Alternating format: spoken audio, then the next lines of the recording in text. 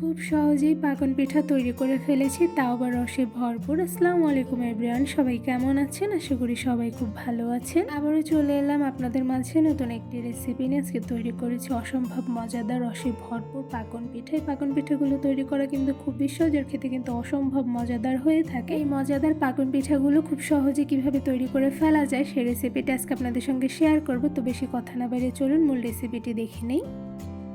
একটি প্যানে মেজারমেন্ট কাপের 1 কাপ পরিমাণ পানি দিয়ে তার মধ্যে হাফ চা চামচ পরিমাণ লবণ আর সাথে দিয়ে দিয়েছি হাফ কাপ পরিমাণ নারকেল কোরানো। একটি চামচের সাহায্যে খুব ভালোভাবে নেড়ে পানির সঙ্গে নারকেল কোরানোগুলো মিশিয়ে নিচ্ছি। চুলার আঁচ মিডিয়াম টু লোতে রেখে কিছুক্ষণ নারকেল কোরানোগুলো রান্না করে নিয়েছি। এবার এর মধ্যে দিয়ে দিচ্ছি আতপ চালের গুঁড়া। এখানে আমি 2 কাপের মতন আতপ চালের গুঁড়া দিয়ে দিচ্ছি। এবার খুব ভালোভাবে নেড়ে আতপ চালের গুঁড়াগুলো আমি সেদ্ধ করে নিব। পানির সঙ্গে চালের গুঁড়োগুলো খুব ভালোভাবে মিশিয়ে নিয়েছি। এরপর যেখানে আরও কিছুটা পরিমাণে চালের গুঁড়ো দিয়ে দিচ্ছি, এখানে আমি আর হাফ কাপের মতন দিয়ে দিয়েছি। এবার খুব ভালোভাবে নেড়ে মিশিয়ে নিব।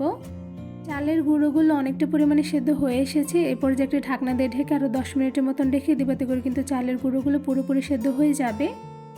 সেদ্ধ করা চালের গুঁড়োগুলো হালকা গরম থাকা অবস্থায় একটি পাত্রে বেড়ে নিয়েছি। এবার খুব ভালোভাবে মুথে নিতে হবে, নয়তোবা কিন্তু ঠান্ডা হলে শক্ত হয়ে যেতে পারে। তো এরপর যে দেখতেই পাচ্ছেন আমি কাইগুলো খুব ভালোভাবে মুথে নিয়েছি। এবার এখান থেকে আমি ছোট সাইজ করে দুটো লিচি কেটে নিব। মিডিয়াম সাইজ করে আমি লিচি কেটে নিয়েছি। তো এখানে আমি অনেকটা পরিমাণে বড় রেখে লিচিটা কেটে নিয়েছি একটি রুটি বেলে নেওয়ার জন্য। রুটি বেলে নেওয়ার জন্য একটি ফেরির উপরে দিয়ে দিচ্ছি অল্প পরিমাণে চালের গুঁড়ো। এবার ছোট সাইজের লিচিটা আমি চালের গুঁড়ো উপরে দিয়ে খুব ভালোভাবে হাতের সাহায্যে চেপে চেপে গোল শেপে চ্যাপটা করে নিব।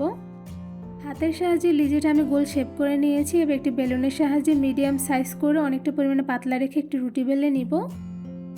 অনেকটা পরিমাণে পাতলা করে মিডিয়াম সাইজ করে আমি একটি রুটি বেলে নিয়েছি। তো এখানে দেখতে পাচ্ছেন কতটুকু সাইজ করে আমি রুটিটা বেলে নিয়েছি, আর রুটিটা কতটুকু পরিমাণে পাতলা রেখেছি আশা করি আপনারা দেখে বুঝতে পারছেন।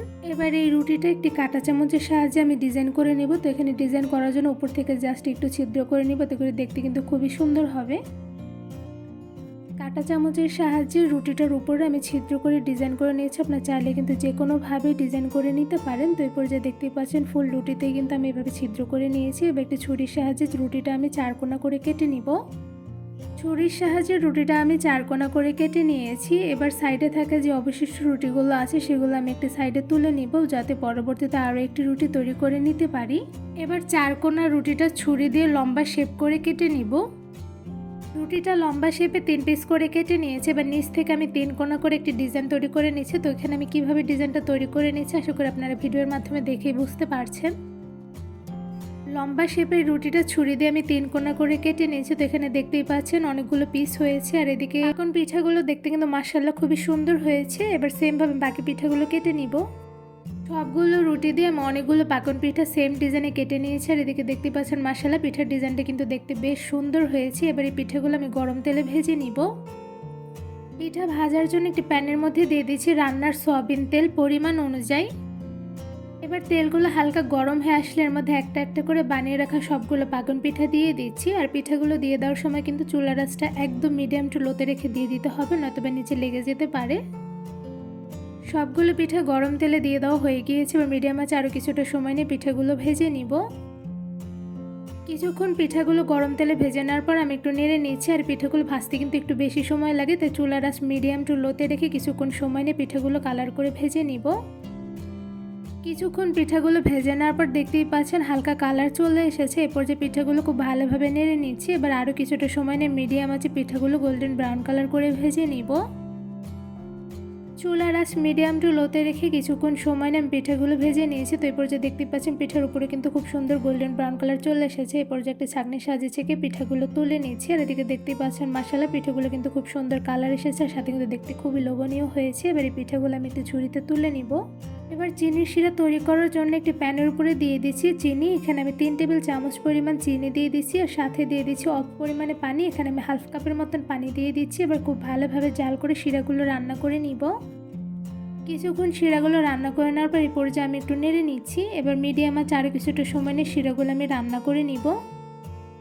কিছুক্ষণ মিডিয়াম আঁচে শিরাগুলো জাল করে রান্না করে নেওয়ার পর দেখতেই পাচ্ছেন শিরাগুলো কিন্তু অনেকটা পরিমাণে আঠালো হয়ে এসেছে। তো এই পর্যায়ে আমি একটা চামচের সাহায্যে শিরাগুলো খুব ভালোভাবে নেড়ে নিচ্ছি। আর আরও কিছুটা সময় নিয়ে শিরাগুলো জাল করে রান্না করার পর দেখতে পাচ্ছেন এবার কিন্তু শিরাগুলো প্রপারলি তৈরি হয়ে গিয়েছে। এবার এই শিরার মধ্যে আমি ভেজে রাখা সবগুলো পাকন পিঠাগুলো দিয়ে দিচ্ছি। এবার পিঠাগুলো চিনির শিরার সঙ্গে খুব ভালোভাবে নেড়ে মিশিয়ে নিব। এই পাকন পিঠাগুলো কিন্তু এমনিও খাওয়া যায়, যেহেতু আমি আজকে রসালো পাকন পিঠা তৈরি করছি তাই আমি চিনির শিরার মধ্যে পাকন পিঠাগুলো দিয়ে খুব ভালোভাবে নেড়ে আমি নামিয়ে নিব। খুব সহজভাবে বানিয়ে নিলাম দারুণ মজাদার রসালো পাকন পিঠা। এই রসালো পাকন পিঠাগুলো তৈরি করা কিন্তু খুবই সহজ, কোনো রকম ঝামেলা নেই। শুধুমাত্র অল্প কিছু উপকরণে ঝটপট বানিয়ে অনেকদিন পর্যন্ত সংরক্ষণ করে রাখা যায়। সাথে এই পিঠাগুলো কিন্তু খেতে বেশ মজাদার হয়ে থাকে। এই মজাদার পাকন পিঠাগুলো আপনাদের একটু ধরে দেখাচ্ছি। তো দেখতে পাচ্ছেন মাশাআল্লাহ পিঠাটা কিন্তু খুব সুন্দর কালার করে ভেজে নিয়েছি। এবার পিঠাটা আমি একটু ভেঙে দেখাচ্ছি। তো দেখতেই পাচ্ছেন মাশাআল্লাহ পিঠাগুলো কতটা পরিমাণে ক্রিস্পি হয়েছে, সাথে ভিতর থেকে হয়েছে খুবই সফট। এই পাকন পিঠাগুলো কিন্তু একবার বেশি করে বানিয়ে প্রায় 15 দিনের মতন সংরক্ষণ করে রাখা যাবে। ততদিন পর্যন্ত কিন্তু পাকন পিঠাগুলো ভীষণ পরিমাণে মুচমুচে থাকবে। সবগুলো পাকন পিঠাই কিন্তু ভীষণ পরিমাণে ক্রিস্পি হয়েছে। তো এদিকে দেখতেই পাচ্ছেন মাশাআল্লাহ প্রত্যেকটা পিঠা কতটা পরিমাণে ক্রিস্পি হয়েছে, আশা করি আপনারা দেখেই বুঝতে পারছেন। বিকেলের নাস্তায় মজাদার পিঠাগুলো বেশি করে বানিয়ে কিন্তু খুব মজা করে খাওয়া যাবে। এই রসালো পাকন পিঠা তৈরির রেসিপিটি কেমন লেগেছে তা অবশ্যই কমেন্ট করে জানাবেন। রেসিপিটি ভালো লেগে থাকলে আমার চ্যানেলটি সাবস্ক্রাইব করে ভিডিওতে বেশি বেশি লাইক কমেন্ট শেয়ার করে আমার পাশেই থাকবেন। আজকে এখানে বিদায় নিচ্ছি। সবাই সুস্থ থাকবেন, ভালো থাকবেন। আল্লাহ হাফেজ।